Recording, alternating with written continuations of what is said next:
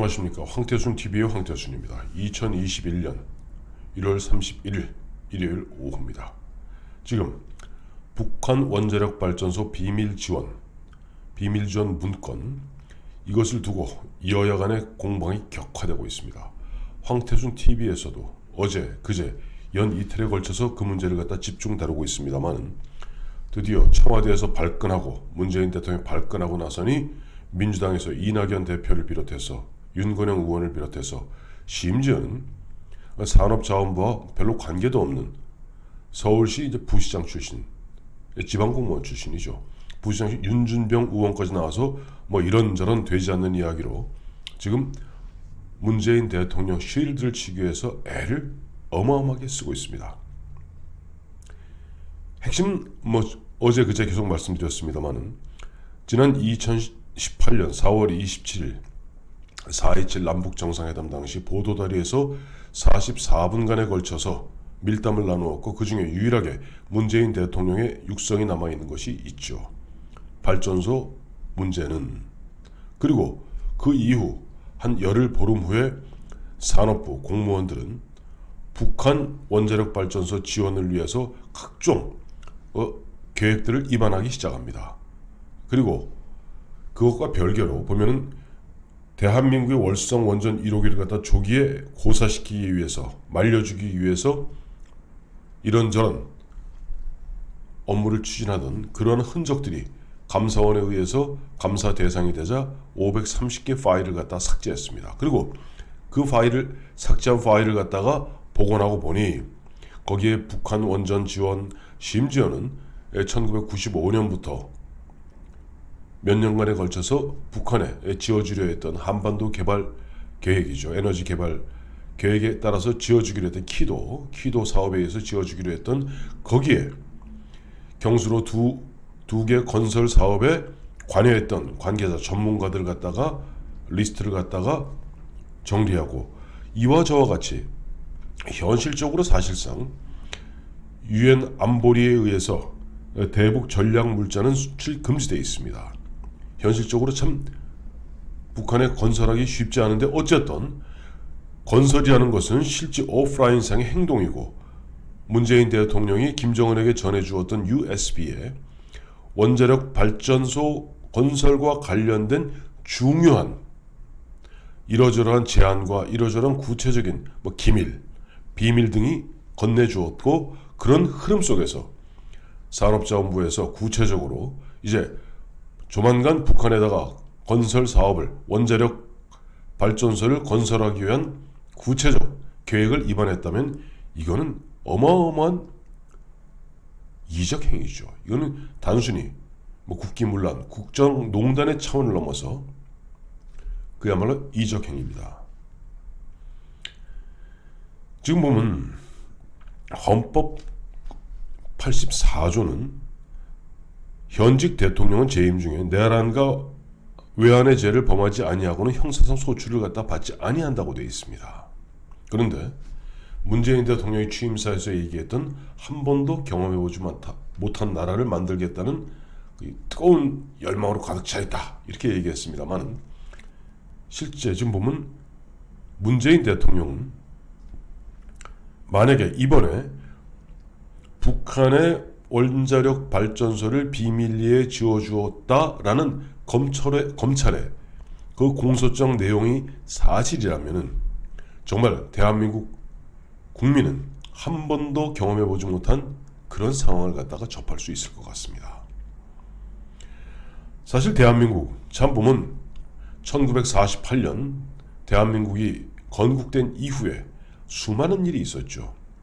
초대 대통령 이승만 대통령은 중간에 하야하고 쫓겨나갔고, 또 우리 근대화의 아버지인 박정희 대통령은 재임 18년 만에 부하에 의해서 살해되었습니다. 시해되었습니다. 그 이후에 수많은 우여곡절 끝에 드디어 전임 대통령인 박근혜 대통령은 재임 중에 탄핵 소추되고 헌법재판소에 의해서 탄핵이 인용됨으로써 대통령직을 중간에 그만두게 되었습니다. 그런데 정말 우리가 경험해보지 못한 일이 벌어질 수도 있습니다. 앞서 잠깐 언급해드렸습니다만 이건 제 얘기가 아닙니다. 안 그래도 저하고 굉장히 가까이 지내는 어느 변호사분, 법률 전문가죠. 그분이 걱정스럽게 얘기하는 겁니다. 이번에 지금 문재인 대통령이 지금 벌이고 있는 이런 것들은 현실적으로 형법상 뭐 여적은 아닐지 모르겠으나 일반적 이적, 형법 93조는 여적죄, 여적이라는 것은 적과 힘을 합쳐서 대한민국을 공격하는 걸 여적이라고 합니다. 이 적이라고 하는 것은 상대방, 적국을 위해서 이롭게 하는 것이 이적행위고, 형법 93조는 여적죄를, 또 형법 99조는 일반 이적죄를, 형법 98조는 간첩죄를, 형법 100조는 미수범죄를 갖다가 규정하고 있습니다. 이것이 형법상 뭐에 들어가냐니까 외환죄에 들어갑니다. 그러니까 형법 제일 먼저가 내란, 큰 항목이 내란, 두 번째 큰 항목이 외환입니다. 외환의 여적, 이적, 일반 이적, 간첩, 미수범 이런 것들이 줄줄이 명기되어 있고 최고 사형부터 뭐 미수범은 처벌한다 이렇게 가지고 규정되어 있는데, 앞서 말씀드린 대로 헌법 84조는 대통령은 재임 중 내란 또는 외환의 죄를 범하지 아니하고는 처벌받지 아니한다. 이건 뒤집어 이야기하면 내란 또는 외환의 죄를 저질렀을 경우는 형사소추할 수 있다는 겁니다. 형사소추할 수 있다는 그런 것이라면 어제 저한테 전화 주셨던 그 법률 전문가 그 양반 이야기는, 야 이거 이러다가 현직 대통령이 현직 검찰총장에 의해서 긴급 체포되는 거 아니냐? 왜? 이것은 좀 더 우리가 현재 공방을 벌이고 있는 북한 원자력 발전소 건설 비밀 지원, 비밀리에 이와 같은 지원을 갖다가 계획하고 음모하고, 또 4월 27일 보도다리에서 44분간 밀담 나누고 그 내용 전혀 안 밝혀졌죠. 그런 가운데 내용 전혀 밝혀지지 않은 이른바 무슨 뭐 신경제 구상이라는, 그 신경제 구상에 뭐가 들어간지 어떻게 합니까? USB를 넘겼고. 그렇다면 이거는 윤석열 검찰의 입장에서 보았을 때는 외환 항목에 들어가는 이적죄를 범한 것으로 보고 현직 대통령을 긴급 체포할 수도 있겠다. 왜? 도주의 우려는 없을지 모르겠으나 증거인멸의 우려가 있는 것 아니냐. 즉 대한민국은 한 번도 경험해보지 못한 그런 상황을 접할 수 있다. 그런데 마침 어제, 예전에 이제 김대중 정부에서 국정상황실장을 갖다가 지냈고 국회의원을 지내던 장성민 씨라고 있습니다. 장성민 박사가 어제 장문의 페이스북에 글을 올렸어요. 이 장성민 박사 같은 경우는 지금 본 북한 문제에 대해서 아주 대한민국에서 몇 손가락 안에 꼽히는 전문가 중에 전문가입니다. 장성민 씨 이야기는 지금 경론을 벌이고 있는 이와 같은 북한의 원자력 발전소를 비밀리에 지어주기로 계획하고 했다면은 이것은 대북 전략 물자 수출을 금지하고 있는 미국 또는 유엔 안보리 결의를 갖다가 정면으로 위배하는 조치로서 이거는 전범행위.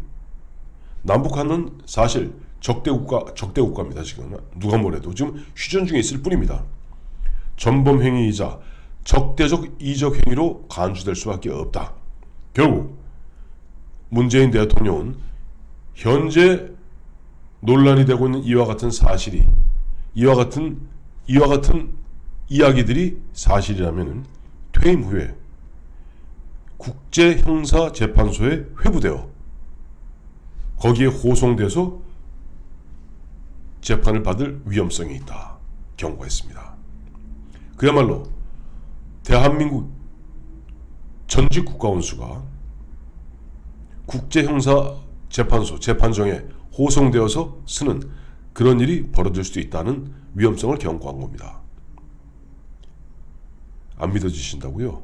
실제 있었습니다. 21세기 초에 옛날 유고슬라비아, 유고죠. 유고슬라비아가 이제 유고하고 뭐 있기는 나는데 유고에 국가원수였던 슬로보던 밀로셰비치라고 있습니다. 슬로보던 밀로셰비치는 이런저런 전범행위 등등의 그런 혐의를 받고 헤이그에 있는 국제형사재판소 재판정에 서서 재판을 받던 중 심근경색으로 사망을 했습니다만은 그래서 이제는 현재 보면 수많은 독재국가, 수많은 아프리카나 이런 수많은 독재국가의 독재자들이 국제형사재판소에 이른바 지명수배되어 있는 상태입니다. 근데 그런 가운데 단순히 이것이 우리 대한민국에 있는 원자력 발전소를 말려 죽이면서 북한에는 원전을 지어주고 전력 공급을, 이게 아닙니다.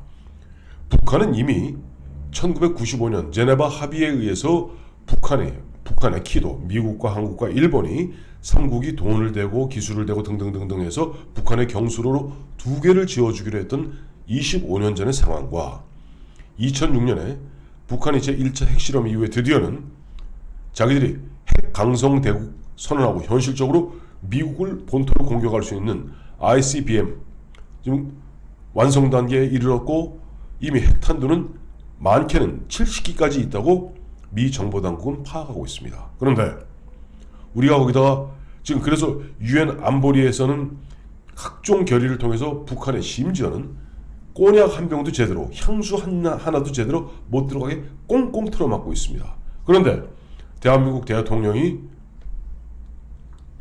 북한에다가 원자력 발전소를 지어주겠다. 근데 많은 분들이 원자력 발전소 안 지었지 않냐? 이렇게 생각하시면 됩니다. 원자력 발전소에서 가장 중요한 게 뭘까요? 경수로에서. 물론 우라늄 238도 있고 뭐도 있고 위에 콘크리트 치는 여러 가지 각종 기술과 장비, 그 다음에 자재가 필요하지만 가장 중요한 건 기본 설계도입니다. 설계도 있으면 우리 마찬가지 아닙니까? 건물 하나를 짓거나 우리가 큰 배 하나를 지어도 설계도만 있으면 일단 시작이 반이라고 반 간 겁니다. 나머진 그 설계도에 따라서 차곡차곡 물자를 때려 부으면 되는 것 뿐입니다. 지금 대한민국이 전 세계에 자랑하고 있는 한국형 원자로, 이거는 우리가 원천 기술은 미국의 웨스팅하우스에서 받았습니다만 50년 반세기에 걸친 그 각고의 노력 끝에 세계 어느 나라도 따라올 수 없는 최고의 기술과 안전성을 보장받는 한국형 경수로 원자로 기술은 우리 한국만이 갖고 있습니다. 가정하여 그것과 관련된 중요한 기밀과 정보를 넘겼다면 이건 뭘까요? 저는 그래서 지금 문재인 대통령이 USB에 무엇을 담아서 넘겼는지, 왜? 설계도만 넘어가고 기본 개념도만 넘어가도 시작은 반인 것입니다. 그 설계도에 따라서 나머진 물자만 때려부, 콘크리트 붓고 붓고 철강 붓고, 나머지 세계에서 천연 우라늄이 가장 많이 매장되어 있는 나라가 북한입니다. 북한은 이미 2002년부터 천연 우라늄에서 우라늄 238, 235까지 추출하는 기술을 이미 원심 분리기 통해서 추출하는 기술을 갖고 있습니다. 그것을 갖다 20% 이상으로 농축하면은 핵폭탄이 되는 거고 3% 미만으로 10개 농축하면은 원자로가 되는 거고, 원자로에 들어가는 핵 연료봉이 되는 거고, 핵 연료봉을 갖다 질산에 한번 녹이면은 사용 후 핵 연료봉을 질산에 녹이면 플루토늄이 나오는 겁니다. 그 플루토늄 갖고 계속 핵폭탄 찍어낼 수 있습니다. 이런 상황인데 지금 문재인 대통령 자신이 임명한 최재형 감사원장의 감사원에 의해서, 자신이 임명한 윤석열 검찰총장의 검찰에 의해서 북한에 비밀리에 원자력 발전소를 지어주려 했다는 그런 정황들이 이제 서서히 모습을 드러내고 있습니다. 그러자 화들짝 놀란 문재인 정부, 노발대발해서 강민석 대변인이 나오고 이낙연 민주당 대표가 나와서 계속 방어막을 치고 있습니다만은, 저는 그들의 그와 같은 행위는 그야말로 손바닥으로 하늘을 가리는 치졸한 행태에 불과하다고 판단하고 있습니다. 결국 그냥 한 번도 경험해보지 못한 현직 대통령이 탄핵 소추되어서 중도에 파면되거나, 현직 대통령이 불화에 의해서 살해되거나, 현직 대통령이 민중봉기에서 쫓겨나거나 전직 대통령이 자살하거나 전직 대통령이 감옥 가거나 그 수많은 일이 벌어졌지만은 현직 대통령이 재임 중에 내란과 외환의 죄를 저질러서 형사상 소추돼서 긴급 체포되거나 또 퇴임 후에 대한민국의 위상에 맞지 않게 국제형사재판소 재판정이 호송되어서 호송입니다. 끌려가는 겁니다. 호송되어서 재판정에서는 그런 일이 벌어질 수 있다. 그것을 막는 길은 뭘까요? 제가 어제도 말씀드렸습니다만 문재인 대통령 지금이라도 국민들에게 진실을 고백하고 USB에 무엇을 담아서 넘겼는지 그리고 그 의도가 무엇이었는지 사실 선한 의도였다라고 변명이라도 해놓는 것이 퇴임 이후에 여러 가지 공수처에 의해서 또 국제형사재판소에 의해서 소추되는 그와 같은 한 번도 경험해보지 못한 일을 막는 척결일 겁니다.